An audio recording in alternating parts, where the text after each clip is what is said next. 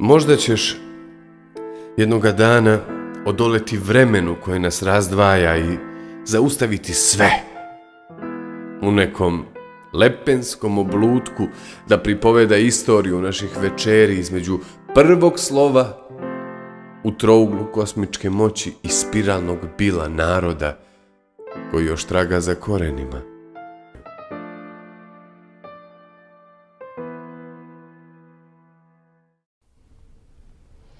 Dragi gledaoci Narodne televizije, dobar dan i dobrodošli u emisiju Oslobađanje istorije.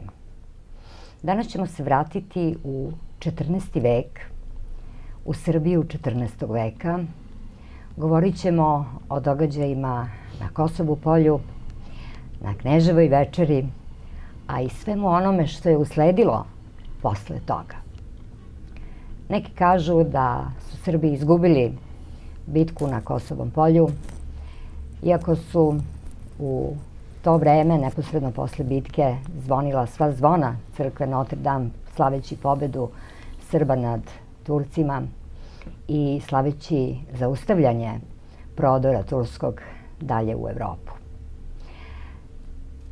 Danas ćemo pričati o tome, a ja sam zbog toga pozvala u goste nekoga koji je upravo završio svoj novi roman u kome govori o ovim detaljima, a glavna ličnost ovog romana je Vuk Branković.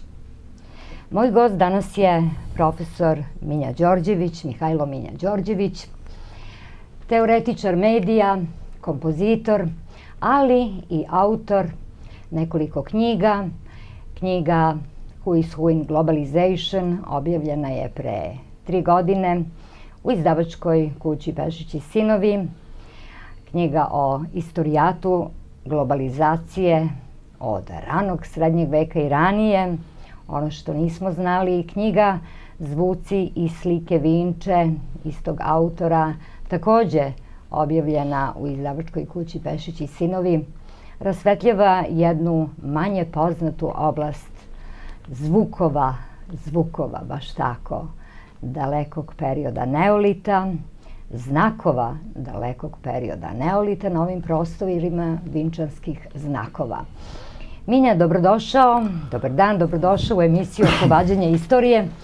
Ti ovde nisi prvi put, već smo govorili o ove dve pomenute tvoje knjige, a danas povod za naš razgovor biće tvoj novi roman Vlk. Tako je. Vuk, koji treba da se pojavi veoma uskoro. I hajde da vidimo odmah, da počnemo sa onim provokativnim pitanjem koje sve uvek prvo zanima. Da li je Vuk Branković bio izdajnik ili nije? Dobar dan svima i gledalcima i slušalcima televizije Snaga naroda. Pa odmah jasno da odgovorimo nije. Ja sad mogu da to jasno potvrdim, ne 100, nego 1000% da nije bio. Vuk Branković nikad u svom životu nije nikoga slagao, prevario, izdao i tako dalje. Ali su njega izdali. I to sa najbliže rodbina ga izdala. Njegova tašta. Ti sada govoriš o Kneginji Milici. O Kneginji Milici, da. Ona je bila glavni motor za izdaju, glavni motor za proglašavanje Vuka izdajnikom i crkveni kler oko nje koji je bio njoj lojalan, patrijarsi koji su bili njoj lojalni. Tad je umro patrijarh Spiridon koji je bio na strani Vuka, tako da je Vuk došao u veoma nezavisnu situaciju. Milica, kada je dobila svog sina posle nekoliko ćerki, ovog despota Stefana Lazarevića, ona je prosto se promenila toliko da više nije bila prepoznatljiva, toliko je počela da se bavi politikom, da se bavi poslovima na dvoru i tako dalje. Tako da je i sam knez Lazar primetio da se s njom nešto čudno događa. Naime, u njoj se probudila ta neka klica Nemanjićke loze, čiji je ona Čukun unuk, odnosno od Dmitra, to je sin od Vlkana, ja sad govorim malo tako kako se onda govorilo, možda nekom to smeta. Vukana, dakle Nemanjinog najstarijeg sina, koji je također pokazivao pretenzije i bio je veoma arogantan na presto. Međutim, ona je ipak bočna linija i ona ne može biti glavni nasljednik, jer to nije glavna loza Nemanjića, mislim ona direktna linija koja ide preko Stefana Prvenčanog, pa onda drugog Stefana, pa onda preko Stefana Dečanskog, pa preko cara Dušana i na kraju preko njegovog sina Uroša. Dakle, to nije ta linija, dakle, ovo je jedna bočna linija. Međutim, Milica je po svaku cenu žela da svog sina inauguriše kao glavnog u Srbiji, kao glavnog cara, despota, možda i kralja, kakvi su njeni bili planovi, bili su veliki. Tako da ona je započela to od samog rođenja njegovog, davši mu ime Stefan. Stefan ili Stefanos na grčkom je onaj koji je ovenčan krunom. Svi Nemanjići su Stefani, ali nijedan nema pravo ime Stefan, osim njega. On se baš zove Stefan. Despot Stefan Lazarević, jel? I eto, to je ovako da objasnimo tu priču. Dakle, ovdje imamo porodično neslaganje između dve, da kažemo, dinastije vladarske, s tim što je Vukova dinastija daleko starija. Vukov otac Branko Mladenović, on je bio veliki sevastokrator. Samo su dva velika sevastokratora postojali tada u Srbiji. Jedan je bio njegov otac Branko, a drugi je bio Dejanović i oba dva je postavio car Dušan. Dakle, ali Vukova loza, oni po tome nosi isto ime, Vlk, odnosno Vlkanović. Ta loza Vlkanovića potiče pre nego što se javlja Stefan Nemanja. Dakle, to je jedna mnogo starija, nekoliko generacija, tako da su od te loze Vlkanovića, Nemanjići su njihova bočna linija. Tako to izgleda. Tako da ne bi niko mogao da bude izabran, da bude veliki sevastokrator, ako nije u srodstvu sa kraljevskom ili carskom porodicom. Znači, to je najviše zvanje posle cara ili kralja. To su oni koji su nosili plavu azdiju, plavo delo, a samo je car nosio crveno. I niko drugi nije smeo da nosi ni crveno, ni plavo. Da. Htela sam samo da kažem, razmatrajući našu istoriju, pa čak i ono što se u školama uči, uglavnom taj početak neki su uvek Nemanjići, tako da ljudi mnogo manje znaju o svim tim dinastijama koje su postojale u Srbiji pre Nemanjića. I time su se bavili mnogi istoričari naši, međutim oni se nekako, kako bih rekla, prenebregavaju kada je u pitanju zvanična istoriografija. I još jednu opasku, malo pre kada smo pomenuli kneginju Milicu, nekako je u svesti ljudi da je kneginja Milica krenula u političku borbu i politički angažman, da tako kažemo modernim jezikom danas, posle Kosovskog boja, jer je prosto trebalo organizovati i zauzdati, vidjeti kako i šta dalje. Čak i mnogi istoričari porede, imali su jedan lep izraz za žene koje su preuzimale muške uloge, mužastvene žene. Tako su ih zvali. Jeste, to sam čitala i kod Jelene Balšić. To je tako bilo u mnogim porodicama, se to događalo i u mnogim dinastijama. Međutim, ovde sada ti otkrivaš jedan podatak koji je veoma interesantan i ja ga čujem prvi put, zaista, a to je da je kneginja Milica, dakle već rođenjem Stefanovim, krenula na neki način... Ona se preobrazila i preobratila skroz ka svom detetu. On je inače u to vreme kada je bio Kosovski boj, on je bio još maloletan, a car Lazar je zamolio Vuka da ukoliko se njemu nešto desi u boju, pred njom, to je scena, da on preuzme upravljanje sa njihove dve oblasti, odnosno sa njihove dve države, koje su se samo prisajedinile jednoj drugoj da bi bile jače i moćnije i tako dalje, da bi bili teže za osvajanje. Inače, svako i dalje upravljao sa svojom državom. Znači, Vuk nije imao nikakve veze sa njihovom državom u tom smislu. Čak mu je car Lazar i dodelio neke rudnike kao Trepču i tako dalje. On je upravljao sa nekih kod 20-ak rudnika. Da kažemo za naše gledalce, kojim oblastima je upravljao Vuk Branković? Vuk Branković je upravljao pre svega sa Kosovom i to je najvažnija oblast, s tim što se i on kao i svi drugi su se širili na račun ostalih oblasti koje su bile blizu. Tako je se Vukovog oca sestra, njegova tetka udala za Altomana i to je porodica Altomanovića, da je njegov brat od tetke čuveni večiti buntovnik i veliki junak Nikola Altomanović, koji je bio strah i trepet ovako koji je opet zasmetao caru Lazaru, je počeo da se širi. On je, znači, bila severno, je to bilo malo od Kosova.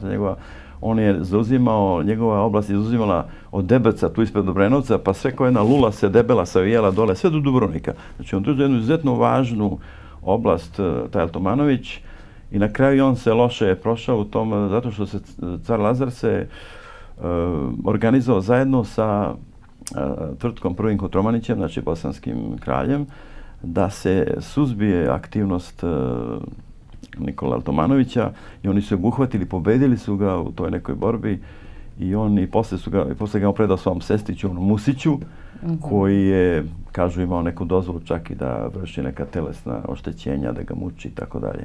Znači, to je išlo veoma drastično u nekim stvarima. Takav je bio taj surov, u stvari, taj srednji vek. Ali je bilo i nekih koji nisu bili tako surovi. Jedan od njih je bio Vuk Branković. On je bio jedan od najobrazovanijih ljudi svog vremena.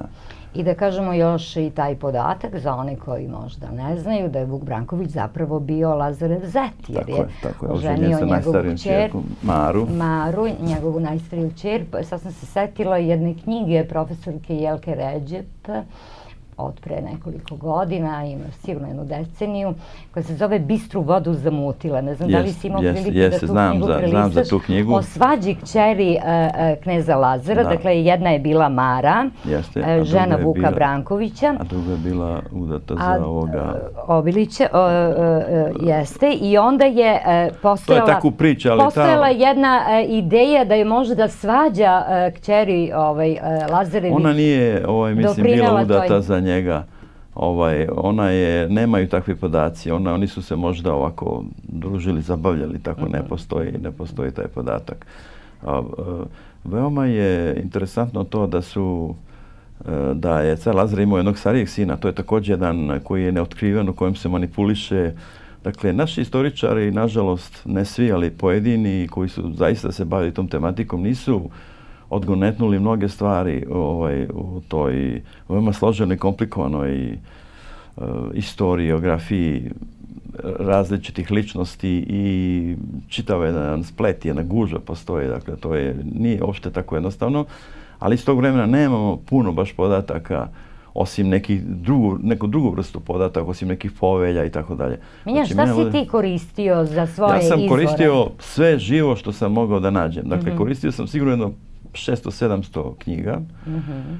Koristio sam neke tako studije, neke druge spise, najstarije spise koje potiču iz onog vremena. Dakle, prvo, kod mene ima problem koji sam odmah postavio, to je problem jezika, koji nije postavljen u ovoj seriji Nemanjić, na TV seriji, zato što je uopšte na televiziji i za vreme 90-ih, kada je pravljen film o Kosovu i o caru Lazaru, Vuk Branković prikazan kao izdajnik. To je opet bila nečija ideja da tako to prikaže, da taj mit o izdajstvu postoji.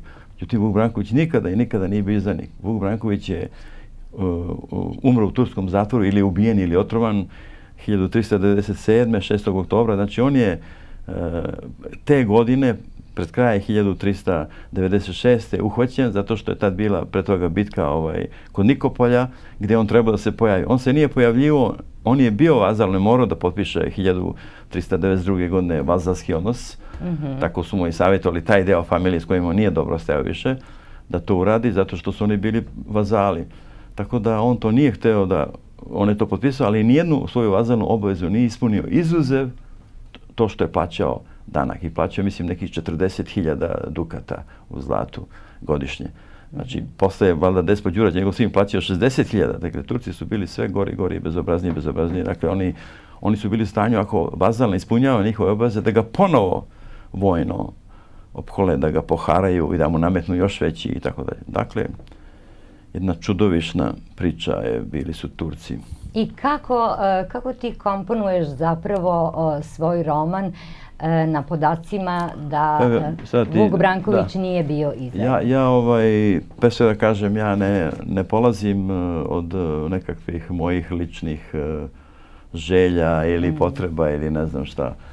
Ja pre svega polazim, ja se bavim semiotikom i bavim se semiotičkom metodom. Dakle, ja polazim stručnom filozofskom disciplinom u kojoj stavljam na sto sve ono što se dogodilo. Dakle, sve ono što se mogu da projektujem i šta će se desiti ili šta se desilo, ali ovdje je, znači, ipak povratak u malo dalju prošlost. Dakle, stavljam na stol sve te argumente. Ako se nešto dogodilo, ja onda semiotički na osnovu toga rasuđujem zbog čega se to dogodilo. Kakvi se uslovi postoje, kakve postoje relacije prema svim učesnicima toga što se dogodilo i za tim glavnim učesnikom i tako dalje. Dakle, tu u takvim relacijama nemoguće je da se desi neka greška, da se desi neka katastrofalna stvar u kojoj će sve da ispadne kontra ili suprotno, znači nemoguće. Dakle, i to samo rešavam sa jednim pitanjem, to je pitanje zašto. Ja, dakle, za svake reči, za svake rečenice, za svakog pasusa stavljam pitanje zašto. Ti 1000 zašto daju uvek jednu dobru sliku, jedno 150% za to. Dakle, 150% za to i onda se prosto širi jedna lepeza. Evo, na primjer, ima priča kako je, i pričaju razni ovdje istoričari, kako je navodno i Murat, on je bio taj koji je bio na konju, on nije uopšte bio na konju, on je sedeo u svom čatoru, on je bio okružen kamiljim okruženjem, sve su bile kamile i tako dalje. Niste vi tu mogli da priđete, nema šanse, to su samo priče bez veze. Dakle, moglo jedno se priđe diplomatskim putem i tako su mu i prišli. Onda postoji zabuna oko Miloša Kopilića, koji je Kopil, u stvari, zato se mu i dali nazima Kopil, koji je bio zapovednik telesne garde cara Dušana, pa kad je car Dušan otrovan ili ubijen, tamo 55. godine, tako, onda je on prešao kod rođenog brata, koji je jako važna figura u ovoj celoj priči, Milice, knjeginje Milice, a to je Miloš. On se također zvao, ali to mu je bio nadimak od Milja, pošto je bio mlađi od Milice, najmlađi sin, od Vratka, od ovoga kneza Vratka Nemanjića. I taj Miloš Nikola Vratković, tako se zove. Milicin brat. Milicin rođeni brat. Tu sad postoje neke stvari koje su prosto nevjerovatne. Milica je tako podesila stvari da je on umro 10 godina i sahranjen, ima grob na kome je urezano da je on sahranjen 15. juna 1379. Dobro. On je sahranjen tu. A to nije istina. On je poginuo, on je čovjek koji je ubio Murata. Dakle, njen rođeni brat. Zašto? Zato što kada je Murat pristupio blizu Kosovu, on je poslao svoje izvidnice i svoje ljude da obaveste cara Lazara da postoje dva rešenja njihovog sukoba. Jedno rešenje je da Lazar prihvati vazalski odnos, zajedno sa Brankovićem, i da onda će ući u vazalni odnos, da će morati da ispunjavaju sve vazalne obaveze, znači da pomažu svemu, gde god se Turci bore i ratuju, da oni priskoču u pomoć sa svojom vojskom i tako dalje, i plus da plaćaju danak. To je bilo pod 1. Pod broj 2 bilo je da ako to ne pristanu, sljedeća opcija je samo rat. Znači samo rat, znači između Turaka i Srba. I naravno car Lazar nije htio na to da pristane. Sad je car Lazar tražio pogodnu ličnost. Ali je sve to napred. Ne javlja se Milica sada tek u tom trenutku kosovskog boja. Ne, ona to radi već godinama ranije. Ona već godinama ranije promišlja to. I kad je car Lazar rekao Vuku Brankoviću, ti da uzmeš da upravljaš sa naše dve države, oblasti, ona je rekla, pa šta ti kao da si već poginuo njemu? Pa nisi još poginuo, još nije bila bitka, zašto tako pričaš? Znači ona ne pristaje nikako na to da se Vuk umeša, iako je on bio najpozvaniji. Ne samo zbog toga, zbog jednog drugog važnog razloga. Vuk je imao veliku vojsku stranih plaćenika, koju on bogato nagrađivao i bogato plaćao. Dakle, on je nasledio onoga Palmana von Brachta i u ovoj mojoj priči je njegov sin, Kristijan von Bracht, koji je zapovednik vojske i telesne garde Vuka Brankovića. To su nekih figurira od 12 do 14 hiljada prevashodno teutonci, najopasnija vojska, nemački vitezovi koji su u teškim oklopima, koji su bili na službi kod cara Dušana pre svega, jer su oni prikupljeni. Ima tu i Španaca, i Italijana, i Francuza, ali ova udarna grupa je nemačka bila, znači, koju je Palman von Bracht skupljao po cijeloj Evropi. Dakle, to su bile svojevrsne bitange, svojevrsni vitezovi koji su ubijali sve. Plaćeni vojnici. Da, plaćena vojska, a ono što su oni bili krstaši, što su se oni predstavljali kao skromni vitezovi i branioci groba u Jerusalimu i tako, to su obične laže. Dakle, to je bila jedna banda i njih je dobro prikazao, na primjer, Ridley Scott. Ne volim da hvalim Engleza, ali moram Ridley Scotta, režisera, pohvalim. Ovaj film Nebesko Kingdom of Heaven, ili Nebesko carstvo, gdje pokazuje kakvi su krstaši bili, kako su pljačkali te karavane i te hodočasnike koji su dolazili. Dakle, opšte ljudi imaju pogrešnu i romantičnu predstavu njima. Dakle, to su bile velike ubice i njih interesuje samo novac. Znači, samo je novac tu. Onda su oni deponovali kod francuskog kralja Filipa svoj novac, on im nije vratio, nego ih je pohvatao njih oko 300, pa im je sudio i glavnog Igu de Pena je spalio na lomači i tako dalje. Znači, to su bili odnosi novca i takvih, znači to su bile gadne stvari koje se događale. Ovi ovdje su bili dobro plaćeni i mnogi od njih su se tu ženili, imali su žene Srpkinje i tako dalje, ili su dovodili svoje žene iz drugih krajeva. Tako da je se to desilo i sa Palmanom von Brachtom. Palman von Bracht je se zabavljao i družio sa Dušanovom polusestrom, pošto je ona od druge majke, Jelenom. I na kraju je jedanput došao po tu Jelenu koja je bila udata tamo za Šubiće i bila je u Klisu, u Drđavi. On je samo, kaže, došao je pokupio, otišao s njom, niko ne zna gde. On je štajerski vitez, vjerojatno je otišao u Štajersku kod svog oca, nasledio dvorac i tako dalje. Ali to je veoma teško zaključiti tako, znači mora čovjek mnogo da pregleda činjenica i svega drugog. Dakle, Vuk Branković ima vojsku veoma jaku i sposobnu za to vreme. Ni car Lazar nije mogao toliko da skupi, niti bilo ko. Možda je 3 do 4 hiljade samo poslao. Tu se brata nekim ciframa 100.000. Ne, to su sve promašene. Imao je veliku vojsku Murat, koji je sigurno u nekom kompletnom broju možda doticala između 50 i 60 hiljada. To je velika vojska za ono srednjevek, za ono vreme. Ali on de facto raspolagao samo sa 30 do 35 hiljada. Ono su bile i komore i čuda. On je vodio i kamile i slonove i svašta je vodio u onoj pozadini. Tako da Vuk Branković imao efektivnu vojsku od 12.000 teških oklopnika i on je lukavstvom uspeo da, reći ću posle, a 2.000 tih oklopnika je bilo u zasedi skriveno, oni su bili rezerva, to je tako bilo. S tim što je možda još 1.000 bilo raspoređeno na Novo Brdo i u Prištinu, gdje on imao, gdje je stolovao na oba mesta. Dakle, imao je drveni dvorac u Prištini, imao je kulu veliku u prvom stepenu, u prvom krugu uskom sa donžom, ima donžon kulu, jeli, kako se kaže donžon, to je zbog toga što su se u podrumu te kule držali najgori zarobljenici i ljudi koji su bili protiv države i protiv njega i tako dalje. U svakom društvu je to tako, dakle donžon kula na francuskom kao neki zatvor koji je u centru da se teško osvaja. Pa je bio onda drugi prsten širok, gdje je bio grad i tako, pa onda treći od početka kako počinje Novo Brdo, znači još iz ravnice. Dakle, bila su 3 prstena i Novo Brdo je bilo potrebno oko 45 dana teške opsade da bi se ono predalo. Znači, Turci nisu to. Onda interesantna je stvar, na primjer, zašto su Turci odabrali Kosovo polje? Da se tu ušanče i da tu kopaju jame i da ih prekrivaju, da se maskiraju, da sa svoje strane obeležavaju, da stavljaju neke markere, a sa one strane. Zašto? Pa, vidiš, to je zato što naši istoričari to nikad ne kažu. Oni ne kažu zašto je, na primjer, Captain Cook, ta baraba engleska, 7 puta pokušao da prođe kroz Beringov Moreuz i nije prošao. I niko ne kaže zašto. Pa to je bila carska voda, carske Rusije. To je bila voda koja spaja Aljasku. Aljaska je bila ruska. Ali je bilo glupo da sad preko jednog velikog Moreuza prelaziš u Aljasku.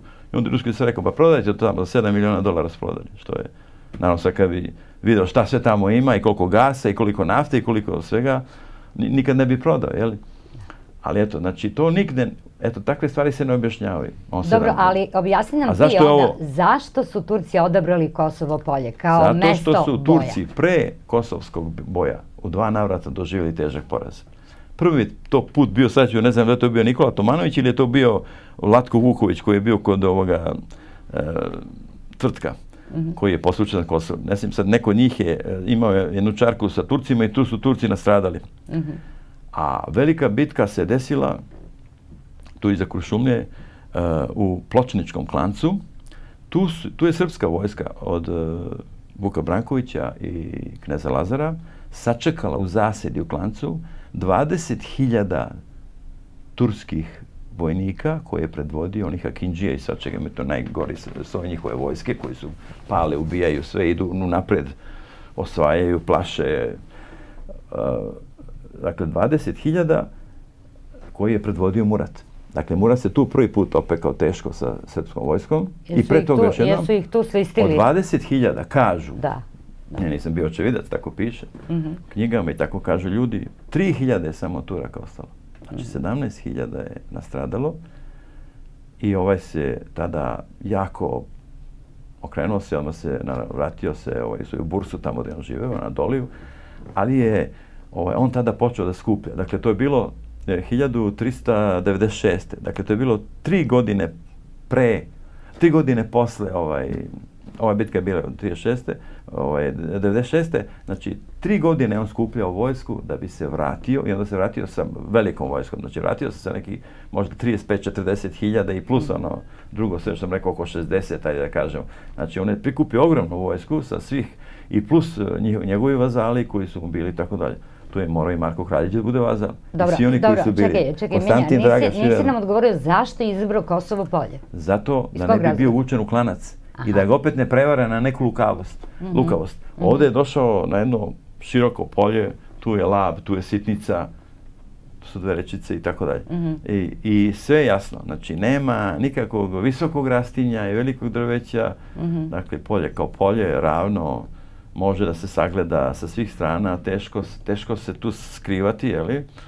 Znači, onako baš direktno, što se kaže, borba otvorena. S tim što je Vuk Branković, ja sam i analizirao i dobar potez je dao, imamo jednog generala Miškovića Jovana koji je napisao knjigu o Kosovski boj. Mislim da to negde krajem 19. veka je zašlo 1890, tako neke godine. I to je jako dobra knjiga gdje on zaista izvanredne isto postavio izvore i turske i ove rimske i istočno-rimske i sve redom. Dakle, on je postavio i dole južne, grčke i tako, neke jevrejske. Dakle, sa svih strana je on se literaturom snabdeo. Mnoge od tih knjiga koje on sad apostrofira su uništene kada je bila bombardovana. Biblioteka u Beogradu 45. Mi smo tu izgubili jako mnogo dragocenih knjiga koje su čak potiču najstariji rukopis iz 11. veka, kako se ja sećam. Dakle, to smo izgubili. Da kažemo ukratko kako je, pošto si ti također se bavio kosovskim bojem. Analizirali smo tu bitku. Znači, kako si ti to predstavio u knjizi? I tačno se desilo, tako kao što sam ja gledao šta je on pričao i šta su drugi i šta je moralo da postoji. Moralo da postoji neki nedirektan sudar. Car Lazar je bio u sredini. Na levom krilu srpskom je bio, ja sad pokazujem desno, ali to je zagledao crveno. Znači, na levom krilu je bio vojvoda Vlatko Vuković, 3 do 4 hiljade konjanika, znači, koje je kralj Tvrtko I Kotromanić poslao kao pomoć knezu Lazaru. I na desnoj strani je držao Vuk Branković. Vuk Branković sa svojim teškim oklopima ne može da se boriš više od sat i po vremena, maksimum. Znači, ne mogu ni konji držati, to su posebni konji, posebna odela, posebno sve. Ali oni gde uđu, tu više, se kaže, trava ne raste. Znači, oni gde uđu, tu nema spasa. I toga su se plašili Turci. Međutim, Vuk Branković je mogao i da ih direktno napadne. Imao je tu snagu, ali on to nije uradio. Oni se isto poslužili lukavstvom, pošto Sitnica ide ovako paralelno sa vojskom, on je zamolio svog slugu, ili kako on kaže, onoga koji radi za njega, sad sjetit ću se izraza. Nekog posilnog. Ne, ima ime, poseban jedan termin. To je bio njegov odani prijatelj, inače, i tako dalje, vojvoda Dragoslav. On ga je poslao da izvidi koliko su se Turci približili Sitnici i da li su mnogo blizu. Ako nisu, da idu levom obalom. On imao plan da Turcima zađe skoro za leđa i da ih tako sa boka malo iza leđa udari. I oni su to učinili. Turci su toliko bili iznenađeni da nisu uopšte stigli da se okrenu. Ovi su se tako privukli na konjima tiho i sa oklopima. To je zvecka malo i tako. Ali je tamo već počeo napad. Tamo je već počeo car Lazar napad, Vuk Brankoviću trebalo malo vremena da dođe i onda kada je krenuo, Turci nisu mogli kaže da se okrenu. Počelo je bežanje na sve strane. I oni su tu dosta uništili turske sile i došli su do Komora, došli su do centra. Ali ovo što je interesantno, tada više nije postojao Murat. Murat je ubijen rano ujutro.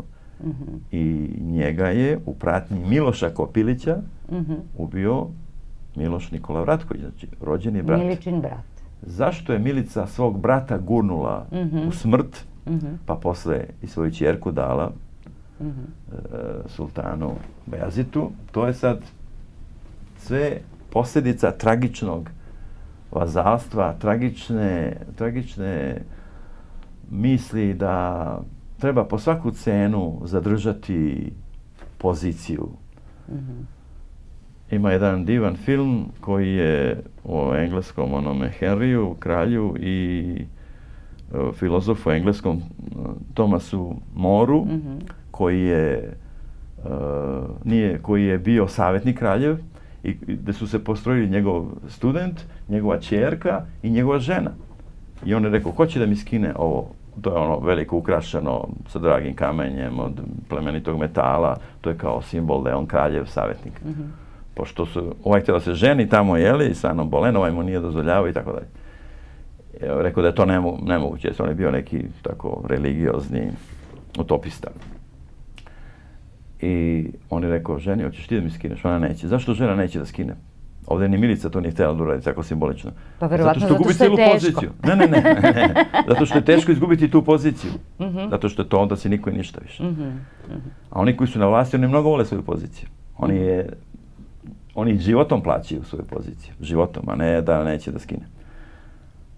Onda je pitao ovoga studenta i on voli da je njegov učitelj i profesor uvek dobar i da je u vrhu i tako dalje i da nema nikakvih problema, jer onda je i to njemu lakše da i on prolazi u životu, da ima protok. Jedina ćerka bila iskrena. Ona je došla, prišla i njemu kaže, tata, ja ću ti to skinuti, ona mu je to skinula. Znači, ona je čisto ljudski i humano to uradila, videći njega u teškoj poziciji. Međutim, to ga nije spaslo. Njemu su posle opet osekli glavu tamo, London Tower, gde su bili, gde su mučili zatvorenike i tako dalje.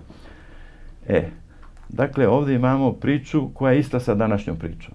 Ovdje imamo toliko sličnih stvari i imamo priču kako Srbija postaje vazal.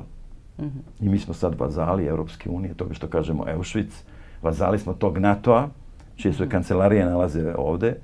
Vazali smo jedne pogrešne politike koja je vođena 90. godina i dalje se vodi. Dakle, šta smo mi za njih? Mi smo pod jedan jeftina radna snaga. Jeftina radna snaga, pri čemu se subvencionišu njihova preduzeća, njihovi kapitalisti koji ovdje dolaze našim parama, a ovi naši jadnici rade tu za 200-300 €. Tako je. To je jedna stvar. Dakle, mi smo jeftina radna snaga. To je neokolonijalizam. Znači, mi smo, a oni su neonacisti za mene. Oni su novi nacisti sa novim tipom kolonijalizma i drugo, mi smo veliko i ogromno tržište za svo đubre koje oni proizvode. Tako je. I koje ovdje nama, što kažu, manguplju valje i ovdje nam isporučuju. Dakle, šta mi tu imamo? Ništa. Mi treba da prekinemo razgovore sa njima uopšte. Mi treba da ih tužimo za 99. Treba da pošaljemo iz Srbije sve napolje ambasadore i da ostavimo na tehničkom nivou ambasade. Zašto? Pa zato što su oni ovdje bacali osiromašeni uranijum, svašta su radili. To nigde nisu radili, osim nešto u Iraku. Dakle, oni su to radili i, kako da kažem, oni su deca satane.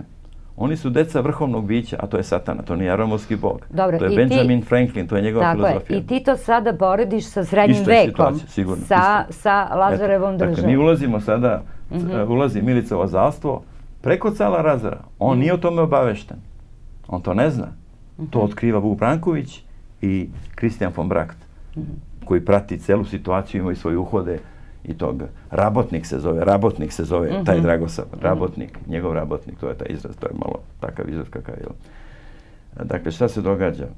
Lazar nije upućen u to i neposredno pre te večere, koja nije održana bukvalno pred to, nego malo ranije, u toku tog meseca, u toku meseca maja, verovatno, ili kraja maja, on kaže, to se zvao trešnjar meseca, nije se zvao maj, kao da maj ništa ne znači, to su isto gluposti u našem sistema, ali sad to su drugi tip gluposti kojima možemo da pričamo.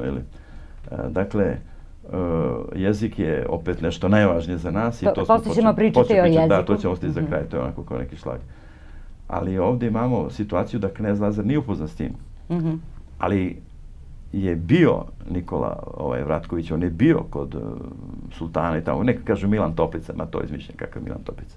Car Lazar nije znao za koga da se odluči. I Milica onda rekla, ja znam ko će da ide. Kaže, ko će ide? Kaže, moj brat. Zato što i isto nema nikakvog poverenja. Kako bi ja poslao moju sestru, naprijed ti si mi sestra, kaže, iće Vesna. Neće niko drugi iće Vesna. I on rekao, dobro, neka ide on. Oni imaju poverenje u njega. On je inače veliki junak i poznat lik. On je poznat lik. S njim je Vuk došao u konflikt oko žena. Ali on nije oženjen. On je u porodici. On nije ženjen sa ćerkama od Lazara, od svoje sestre. On je u porodici. Ali je on došao u konflikt zato što je on bio malo tako drčan, bahat. Vuk nije imao Vuk je bio jako kulturan čovjek i naučen. Vuk i taj što su ga zvali Nejaki Uroš, koji je bio stariji od njega nekoliko godina, Vuk je 1335. godište. Njih dvojica su bili najopasniji. Još je bio opasniji samo se ne zna da li je on baš Dušanov sin, jer je ona odjedanput Elena ostala u drugom stanju. Kada je Palman von Bracht pošao da traži caru Dušanu onu nemačku princezu koja se razbolela, kada je čula da je treba da ide, kaže, legla u krevet, više nije ustala. A tako kažu, ali ne vjerujem, vjerojatno je bila bolesna, tako nije, to su tako priče. Ali Elena se odjedanput pojavila, pošto oni nisu imali dece, nije nikad bila gravidna, onda je otišao da mu traži i on se bio namerio da se oženi sa drugom. Što kaže onaj Omer Beže, ženit ću se s drugom, on kaže, ženi se i ja se udajem, što kaže ona na kraju. Dobro, ajmo da se vratimo ponovo na odlazak. Vratkov znači Vratko je otišao, sve je pregledao, došao i rekao, jeste, vojska velika, opremljena, sve to stoji. Šta ćemo da radimo, kako ćemo da radimo? Kaže, ne znam ništa, moramo da zovemo Vuka, moramo da zovemo Palma von Bracht, je jako bio u toj sferi i njegov sin Kristijan, oni su imali kako da kažem, neku strategiju vojnu koju su negovali i u porodici i tako dalje, i sa tom vojskom i kod Dušana, jer držali su veliko carstvo, još samo treba Dušan da izađe na Treće more i gotovo. On je teo da osvoji Carigrad. I kada je to rekao, odmah su ga otrovali i ljubili. Kada je to rekao. Sad još ostaje, samo da osvojimo Carigrad i izađemo na Treće more. Onda bi bilo, znači, ogromna država. I šta se onda događa? Događa se to da car Lazar, ne znavši šta se dešava i kako sada idu uhode, sada dolaze uhode zvanično kod Nikole Vratkovića. Te uhode su od Murata. Oni dolaze još uvijek da neki Osman Beg, ili tako ne znam kako se zvao, on predvodi. Tu su dvoje, troje naših ljudi koji su Srbi, koji su u službi Muratovoj, koji su kao janičari odvedeni, jeli? I oni nekako zalutaju i straže Vuka Brankovića, koje su isturene, njih uhvate. Onda oni slažu. Oni su se vraćali od Vratkovića, pošto je ovo malo više, gde je Kuršumlija gore, znači oni su išli kod njega, tamo ima neki njegova vodena kula i tako dalje, njegovog oca, a onda su se vraćali, onda su oni rekli da su zalutali i da idu tek kod njega. Oni su slagali Brankovića i pa on je uhvatio njih. I rekli su da su pogrešili, da se oni vraćaju sada, da su bili na pregovorima sa Vratkom, sa Nikolom Vratkovićem i da se vraćaju u svoju jedinicu tamo kod Murata. Međutim, oni nisu se vraćali, oni su tek dolazili. I onda su oni rekli, pošto su tek dolazili, vi ćete nas, molim vas, da nas provedete do Nikole Vratkovića. Kad su to rekli, onda ne sme da ih niko dira, jer oni idu kod Nikole. Znači, Nikola je zadužen za njih. I onda je Vuk rekao, Vuk ništa nije to reagovao. Vuk je bio veoma inteligentan, on je rekao, dobro, nema niko da ih dira, ništa, normalno sve, samo im dajte pratnju i čuvajte ih, neka ih tačno predaju u ruke Nikoli Vratkoviću. I oni su to uradili. Otišli su kod Nikole, ih je vratio posle ponovno kući, ali je to moralo tako da se izvede.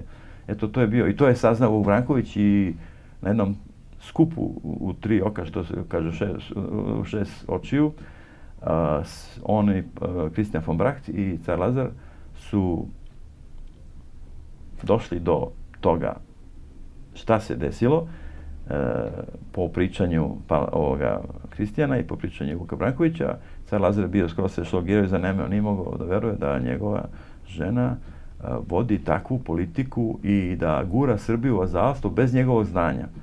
A on je prezirao da bude vazal, rekao je, i zato postoje ono, da do celog, kaže, bolje jedan put hrabro umreti i na nebesa otići, nego biti rob. Jeste, do veka biti rob. Dakle, to je to. Da.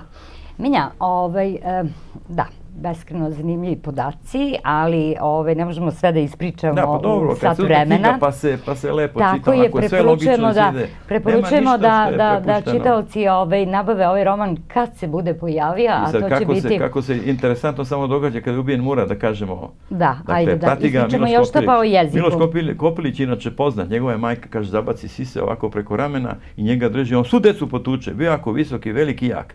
I kao takav Dušan je došao i rekao, okrenuo se svoje pratnji, kaže, vidi, kaže, od kobile iš drebe, tako je ti, kaže, uzmite ovog dečka i njegovu majku, ona neće da kaže čije dete, verovatno nekoga, možda i sa njegovog dvora i vlastelina, ko zna čije, ali to je tako, znači bio jedan jak čovek, sposoban i veliki vitez i veliki junak, jeste bio takav.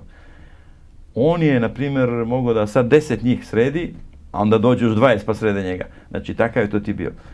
Ali su oni ušli, Nikola Vratković je bio obučen u viteško delo koje smo mi nosili, ne u tursko delo, ali je tu bilo nekoliko turskih isto izbeglica ili oni koji su bili uhode, koji su bili na našoj strani. Svi su oni bili obučeni tako prema svom, znači ti su odlično govorili turski i sporazumevali se i znači to se znalo da on dolazi i on je najavljen, znači sve se to znalo.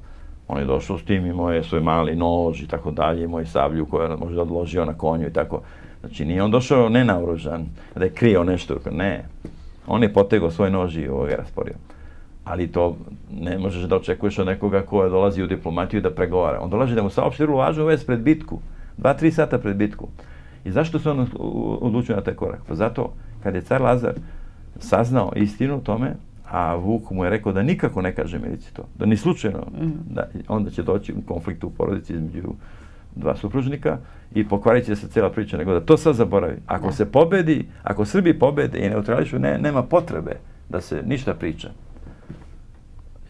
Tako da ga je car Lazar poslušao, međutim car Lazar na večer nije izdržao, tu nije bila prisutna Milica, ona ne prisustuje takvim večerama, tu su bile sve vojskovođe i tako dalje srpske.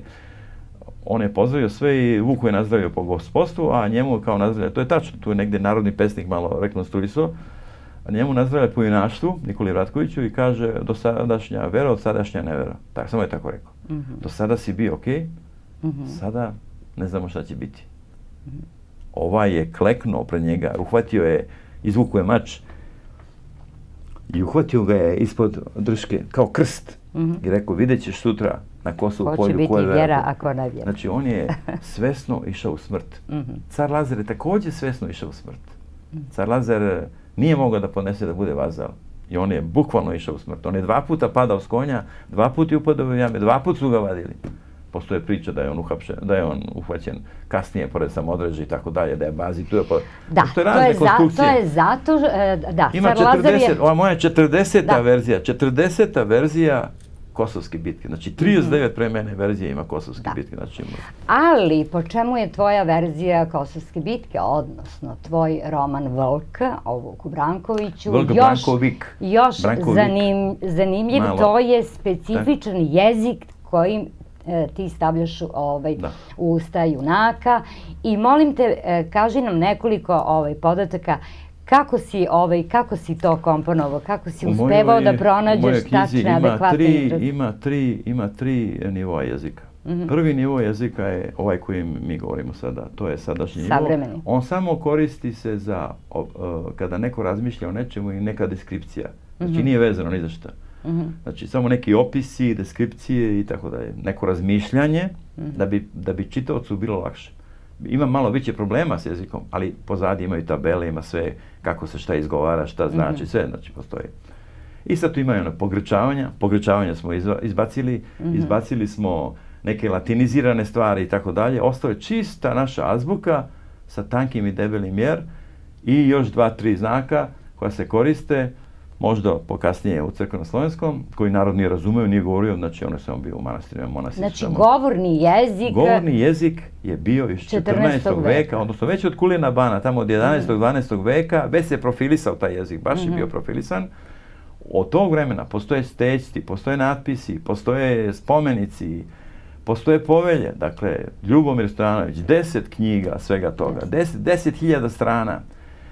Lejla Nakaš, konkordacijski rečnik, od Kulina Bana, ćirilica, Kiril i Metodij, znači po meni su agenti, oni su lopovi, oni su ukrali srpski jezik. Tako da ukrali su našu azbuku i taj konkordacijski rečnik tu imaju sa strane izvodi tačno koja se reč kako govori. Ja sam onda morao svaku svoju reč da propustim kroz taj filter. Dakle, to je drugi nivo narodnog jezika koji je najbolje ostao zabeležen u poveljama, u dopisima, raznim pismima, u komunikaciji. Naročito je bio aktivan Vuk sa Dubrovnikom, sa dubrovačkim knezom i njihovom gospodom tamo i dopisivao se. On je pred Kosovsku bitku založio 7 tona srebra. Znaš koliko je to 7 tona srebra? Pa dobro, imao je Novo Brdo. Pa imao je sve. Rudnik srebra. Tako da je velika greška što Milica posle boja nije Vuka prihvatila kao svog pravog zeta, što nisu angažovali sa 100.000 plaćenika i onda su mogli da potuku ovoga. Imali su para da plate 100.000. To je kao što danas nemaju pare da kupe S-300. I kažu, nemamo to. Šta nemamo to? Imali ste vreme, imali ste sve da osposobite naš inženjera nek napravi S-1000, ne S-300. Mi imamo izvanredne ljude. Imamo izvanredne ljude. Ali nema kod upravljati. Pa ne može kad treba pare za druge stvari. I šta se kad počnu lete avioni ponovo, šta će biti? Ovaj se problem sa Kosovom neće razrešiti defetistički i pravljenjem kojekakvih egzibicija. Kažu, vi ste izgubili ratom. Pa ako smo izgubili ratom, mi ćemo ga ratom i vratiti. Srbija mora da uđe u Makedoniju, gde se Srbi potlačeni. U staru Srbiju. U staru Srbiju, samo kažem, Titov naziv Makedonija, država koja ne postoji. To je Južna Srbija. Tu su najveći naši spomenici. Šiptari pale tamo, ovi gledaju ovde. Ovi žuti gledaju kako Šiptari pale 2004. Gore 35 crkava, oni ovde sede. Ja bih odmah digao vojsku i ušao bi tamo. Neka nas bombarduje Sveti Ilija, a ne NATO. Ali mi nemamo to, mi smo izgubili to. Znači imamo defetizam. Ne, kao mi smo mali, mi smo jadni, bedni. Pa nemoj da me praviš bednim nego što jesam. Ja jesam bedan, ali toliko bedan nisam. Znači ti koji nas prave takvim, oni su u stvari takvi. Oni su takvi. Tačno tako. Dakle, ovdje ima jedan razračun, imamo jednu stratešku poziciju koju smo izgubili od tog vremena. Mi stalno od tog vremena gubimo. I sad je vreme da se prekomponuje Balkan i ne možemo da ga prekomponujemo bez pomoći Rusa. Bez pomoći jedne druge sile. Nemaju oni šta s nama da ratuju. Evo vam Rusi, poradite s njima.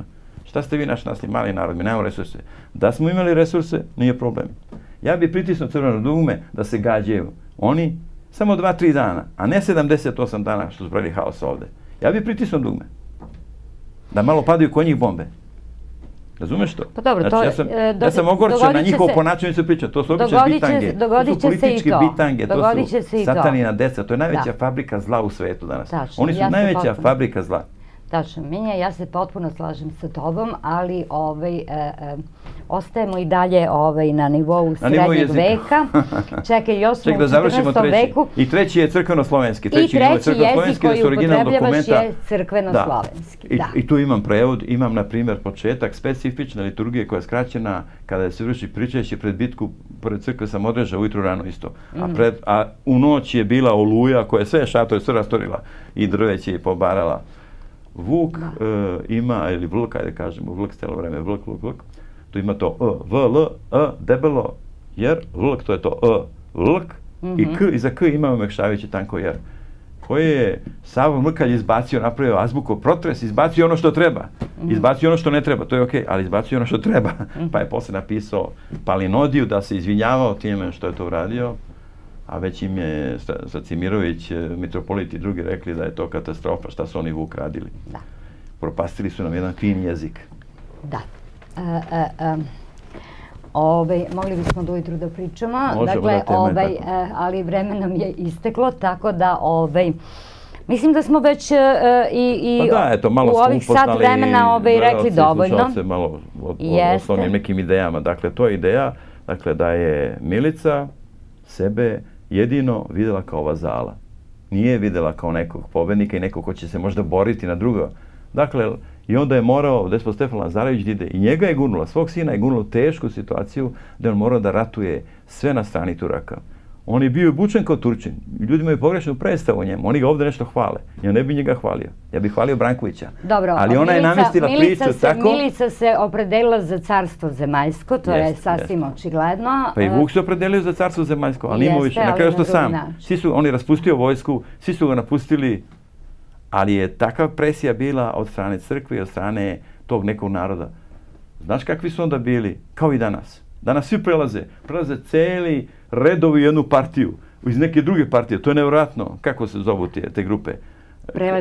Preletači, ali oni prelaze po 100 njih prelazi. Pa to nije normalno. I što opet imamo jedno partijski sistem opet. Da. A šta je onda bilo?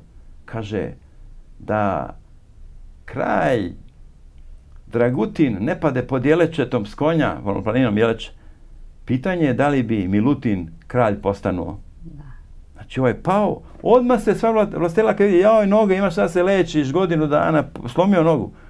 Mi se sada svi selimo kod Milutina, bravo Milutine, i Milutin postaje kralj. Da, kralj je umro, živeo kralj. I to je ona naša priča, to je ona naša priča našeg naroda. Dakle, ovdje se u mom romanu, broj 1 je nesloga. I danas ona postoji. Ovdje imamo 1000 likova koji su pametni i koji svi znaju sve. I ne umiju da reše. Znači, 1000 ne može da rešava. Ali to tako. Tako isto je onda bilo.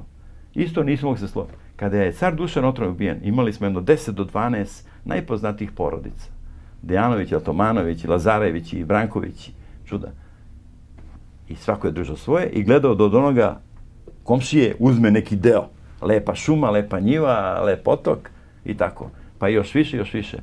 I onda su se tukli. Umjesto da su se svi ujedinili, nikad ne bi dotle. Pa što nisu napali cara Dušana Turci? Gde su bili onda? Što ga nisu napali? Zašto? Evo, odgovorno pitanje zašto. Pa nisu smeli. Napali Palman von Brachta sa možda jedno 20.000 da ih satre sve. Dobro, eto i to je jedno od pitanja koje otvara tvoja knjiga. Dakle, Počeo sam da se uzbuđujem. Puno pitanja koja otvara nova knjiga Minje Đorđevića Vuk, odnosno Vuk. Knjiga o Đorđu Brankoviću. Ja kažem, ovo isto priča. Ne treba da se vraćamo u istoriju. Mi moramo se vratimo što više. Istorija je kao skok u dalj, kao ona naša Španovićka. Ajde nek se zaleti iz 2 metra, nek skoči 7 metara. Jel može? Da. Ponima sa cera da se zaleti pa da skoči.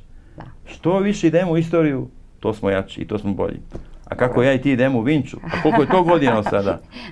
Danas nam predlažu da nemamo ništa od istorije, da nema ništa od toga, od prošlosti. To su gluposti. Samo daj nam danas i čak ni o sutra se ne razmišlja. Dakle, dragi gledalci. To je hvatanje na brzinu. Muvanje devojke na brzinu. Da. Mi ovdje ne muvamo na brzinu, pa naravno. Mi pričamo o ozbiljnim stvarima. Činjenicama koje su se dogodile. O činjenicama, baš tako. U današnjem slučaju u 14. veku, da ponovim još jednom. I sad je onda pitanje, samo da kažem, da li je ubijen Jakub, njegov sin, stari, da li ga je ubio Bajazid ili je on nastradao u boju. Tu isto postoje. Dakle, u mnogim stvarima su nejasne. Nemamo dokaze, nemamo jasne argumente, ali je to tako. Znači, i kako možemo da oni pobede ako su izgubili Murata, izgubili sina, ovaj se odmah povukao. I 70 godina ga nije tu bilo. Minja, to neka ostane za sljedeću emisiju. Da, važno. Vreme nam je isteklo.